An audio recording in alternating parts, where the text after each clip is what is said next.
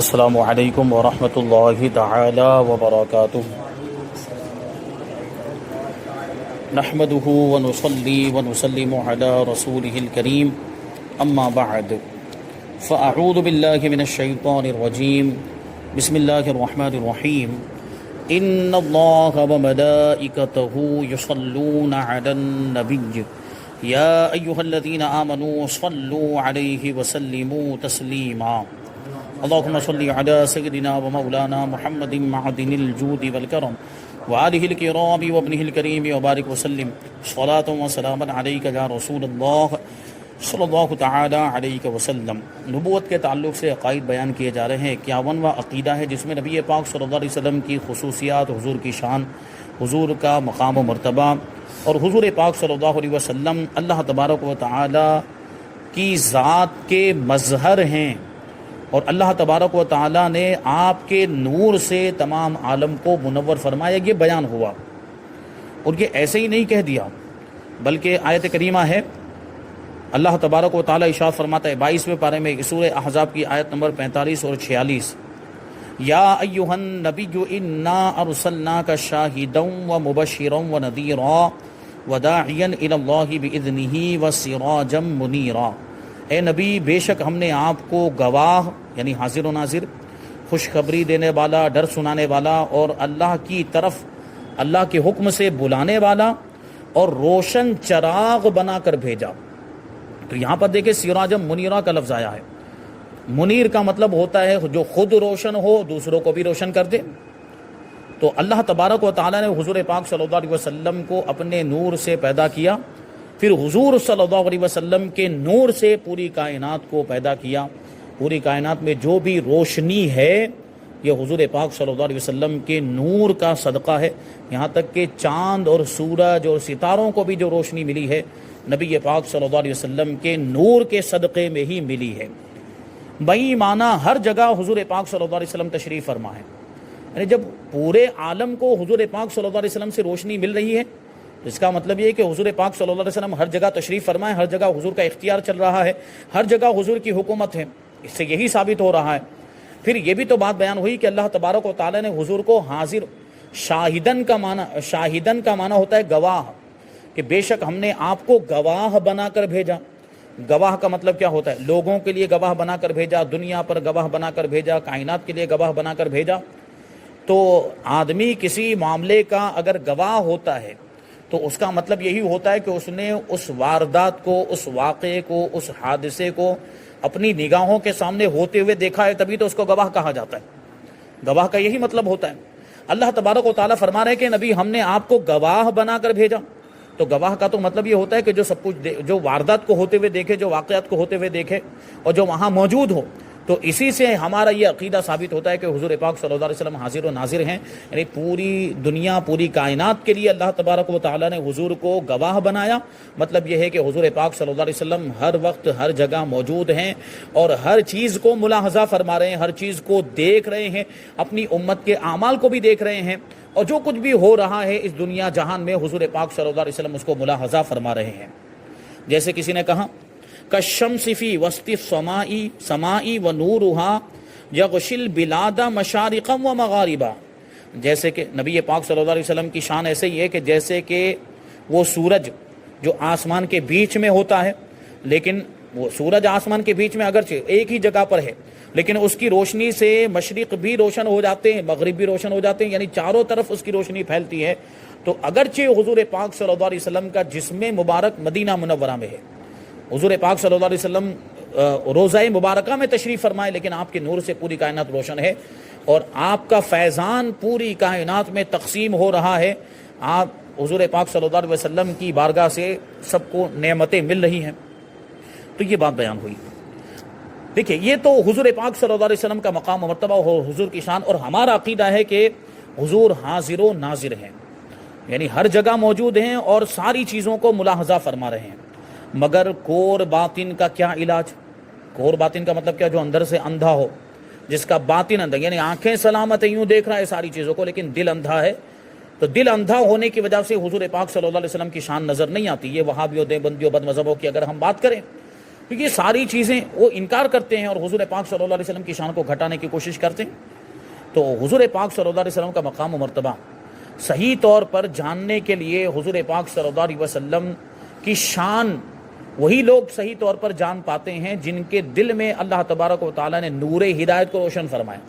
آپ نے دیکھا نا کہ حضور پاک صلی اللہ علیہ وسلم کی ظاہری زندگی میں آپ نے یہ سنا ہے,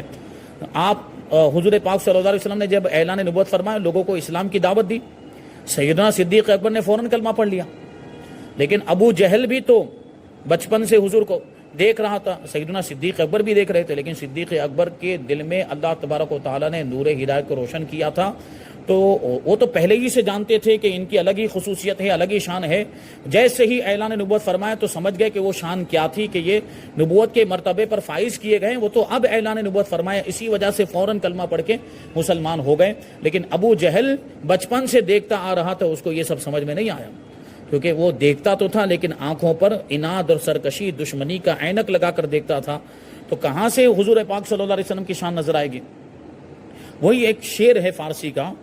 شیخ سعدی علیہ رحمہ فرماتے ہیں کہ گر نہ بینت بروز شپرے چشم چشمے آفتاب را چے گنا, کہ اگر چمگادڑ کو دن میں روشنی نظر نہ آئے تو اس میں سورج کا کیا قصور ہے؟ یعنی سورج نکلا ہوا ہے, سورج روشن ہے اپنی آب و تاب کے ساتھ. اب چمگادڑ سمجھ لیں, چاما چلی, اس کو دن میں نظر نہیں آتا, اس کو رات میں نظر آتا ہے, اس کو سورج بھی نظر نہیں آتا ہے. تو چمگادڑ کو سورج نہیں دکھ رہا ہے تو اس میں سورج کا قصور ہے؟ سورج کا تو کوئی قصور نہیں ہے, تو اس کی آنکھوں کا قصور ہے. تو ابو جہل اور اسی طرح جو بدبخت کفار تھے, جو ازلی کفار تھے, جن کو حضور پاک صلی اللہ علیہ وسلم کی شان نظر نہیں آئی, حضور کا مقام و مرتبہ نظر نہیں آیا, اور حضور پاک صلی اللہ علیہ وسلم کو دیکھ کر بھی اور حضور کی میری معجزات دیکھ کر بھی جو حضور پر ایمان نہیں لائے, تو وہ چمگادڑ کی طرح ہے کہ ان کو حضور یعنی آفتاب رسالت ہیں, آفتاب رسالت کی روشنی, آفتاب رسالت کا نور انہیں نظر نہیں آیا, تو ان کے نظر نہ آنے میں ان کی آنکھوں کا قصور ہے. حضور پاک صلی اللہ علیہ وسلم جو آفتاب رسالت ہیں, اس میں حضور پاک صلی اللہ علیہ وسلم کا کوئی قصور نہیں ہے. جی, تو یہاں پر ایک بات بیان کی گئی ہے اشیعۃ اللمعات کے حوالے سے, اور اشیعۃ اللمعات یہ شیخ عبدالحق محدث دہلوی علیہ رحمہ کی کتاب ہے جو مشکات شریف کی شرح میں آپ نے لکھی ہے. اس میں کیا فرمایا, کہتے ہیں کہ قرآن مجید میں جو حضرت آدم علیہ السلام کی عصیاں اور نافرمانی کی نسبت کی اور ان پر اطاعت فرمایا, وہ حضرت آدم علیہ السلام کے خدا تعالیٰ کے مقرب ہونے اور ان کی بلندی شان پر مبنی ہے, اور مالک کو حق پہنچتا ہے کہ اولا اور افضل چیز کے ترک کرنے پر اگرچہ وہ معصیت کی حد تک نہ پہنچے, اپنے بندے کو جو کچھ چاہے کہے اور اطاعت کرے, دوسرے کسی کو کچھ بھی کہنے کی مجال نہیں, دوسرے کسی کو کچھ بھی کہنے کی مجال نہیں. یہ نہایت ادب کا مقام ہے جس کا لحاظ ضروری ہے, اور وہ ادب یہ ہے کہ اگر خداوند کی جانب سے بعض انبیاء اکرام علیہ السلام پر جو اس کی درگاہ کے مقرب ہیں عتاب نازل ہو, یا ان کی طرف خطا کی نسبت کی گئی ہو, یا خود ان انبیاء اکرام علیہ السلام کی طرف سے جو کہ اس کے خاص بندے ہیں تواضع, عاجزی اور انکساری کی بات صادر ہو جس سے ان میں نقص و عیب کا وہم پڑتا ہو, تو ہم بندوں کو اس میں دخل دینے یا اسے زبان پر لانے کی ہرگز اجازت نہیں. دیکھیے یہاں پر جو چونکہ نبوت کا بیان ہے اور نبوت کے تعلق سے عقائد بیان کیے جا رہے ہیں نا, تو وہ بات تو مکمل ہو گئی تھی, یہ وہ حاشیہ نمبر لگانے کی وجہ سے گڑبڑ ہو گئی. وہ بات حاشیہ جو ہے نیچے والی بات کے تعلق سے وہ بات یہ بیان ہو رہی, ضروری مسئلہ یہ بیان کر رہے ہیں کہ انبیاء اکرام علیہ الصلوۃ والسلام سے جو لغزشیں واقع ہوئی, جو اجتہادی خطائیں ہوئی ہیں, ان کا ذکر تلاوت قرآن اور روایت حدیث کے سوا حرام اور سخت حرام ہے. جیسے قرآن پاک میں ہے کہ وہ عصا آدم ربہ, کہ عصا کا معنی ہوتا ہے نافرمانی کرنا, لیکن ہم یہ ترجمہ نہیں کر سکتے. اللہ تبارک و تعالیٰ نے فرمایا حضرت آدم علیہ السلام کی طرف نسبت کرتے ہوئے, تو اللہ تبارک و تعالیٰ تو سب سے بلند و بالا ہے, اور حضرت آدم علیہ السلام اس کے خاص بندے ہیں, نبی ہیں, اور محبوب بندے, مقرب بندے, وہ ان کو جس طرح چاہے خطاب فرمائے, پکارے, ان کے لیے جو چاہے وہ الفاظ استعمال کرے. لیکن ہمارے لیے یہ جائز نہیں کہ حضرت آدم علیہ السلام کی طرف ہم عصیاں کی نسبت کریں, نافرمانی کی نسبت کریں, گناہ کی نسبت کریں. اس طرح کی نسبت کرنا جائز نہیں. تو اسی لیے ادب والا ترجمہ کہ حضرت آدم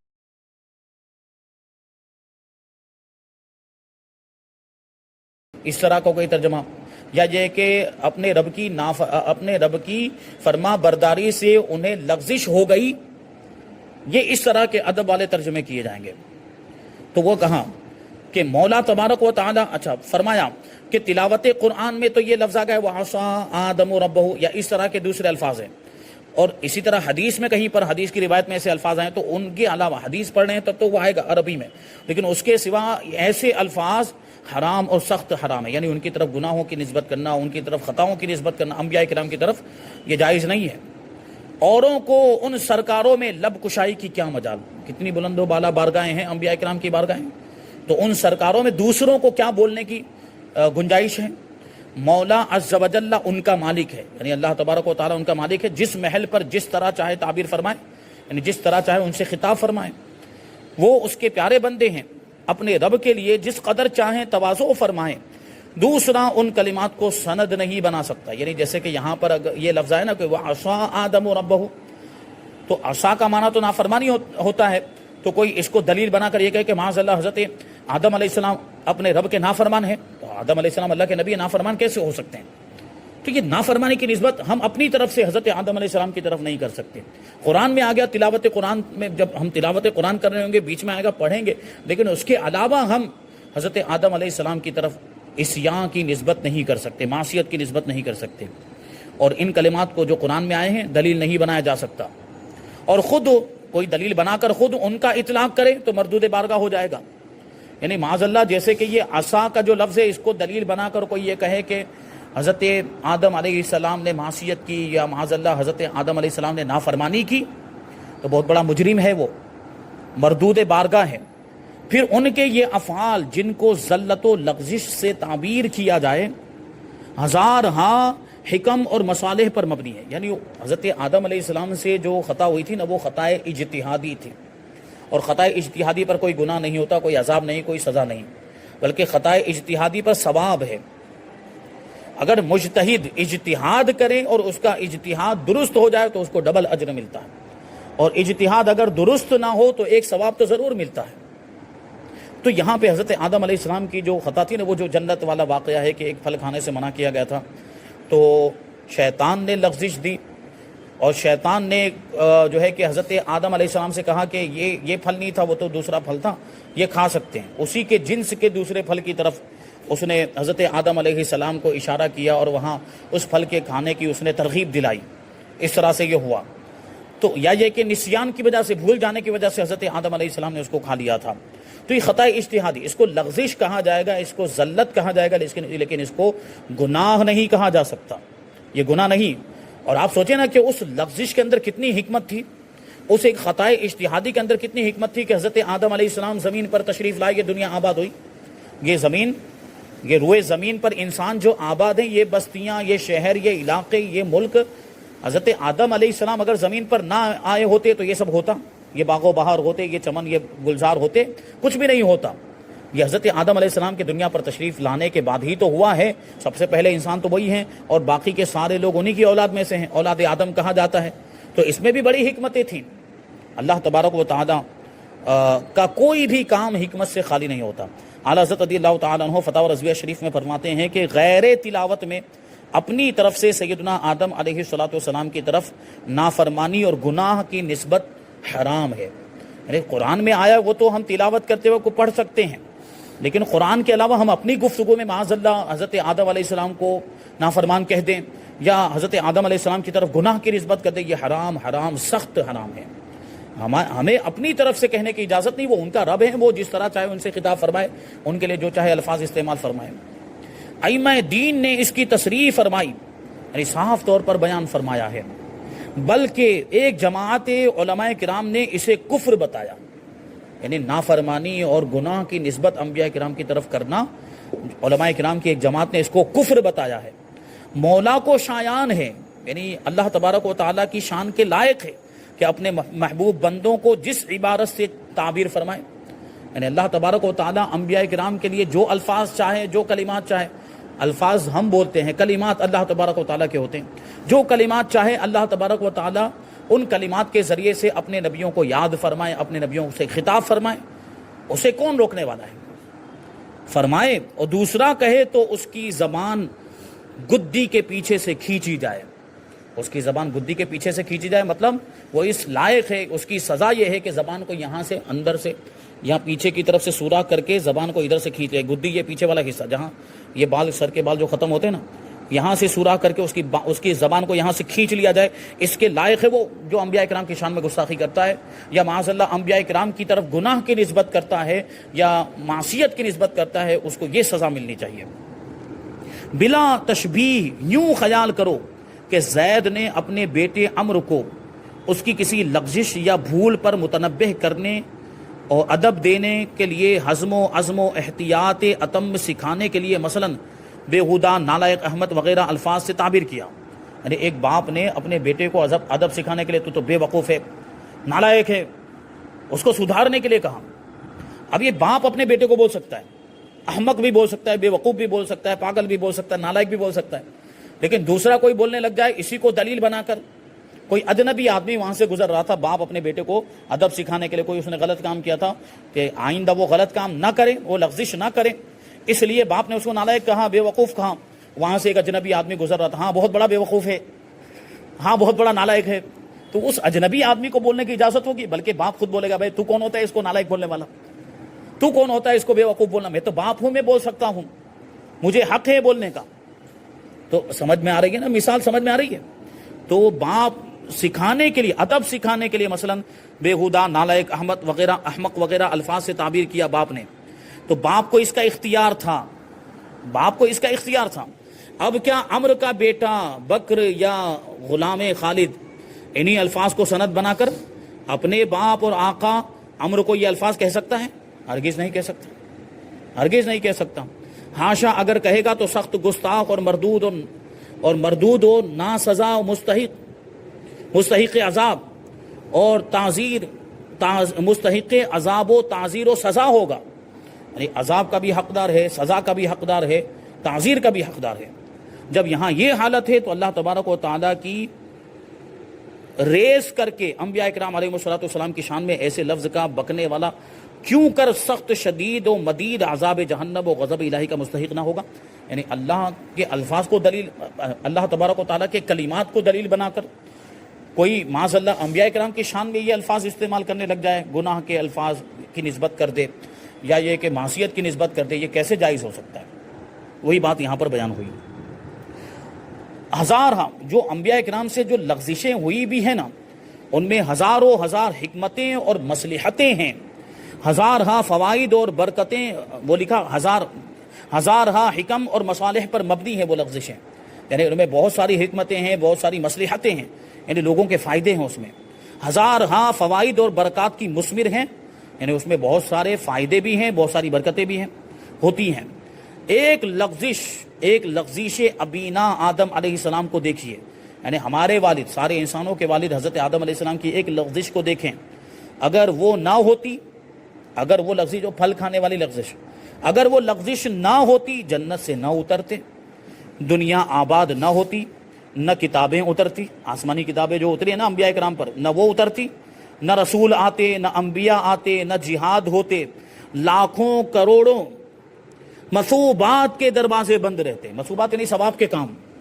تو لاکھوں کروڑوں ثواب کے کام بند رہتے، ان کے دروازے بند رہتے۔ انبیاء کرام تشریف لائے، انہوں نے یہ ساری چیزیں بتائی کہ یہ ثواب کا کام ہے، یہ ثواب کا کام ہے۔ ابھی زمین پر انسان آئے ہی نہ ہوتے، حضرت آدم علیہ السلام آئے ہی نہ ہوتے، تو یہ ساری عبادتیں ہو رہی ہوتی،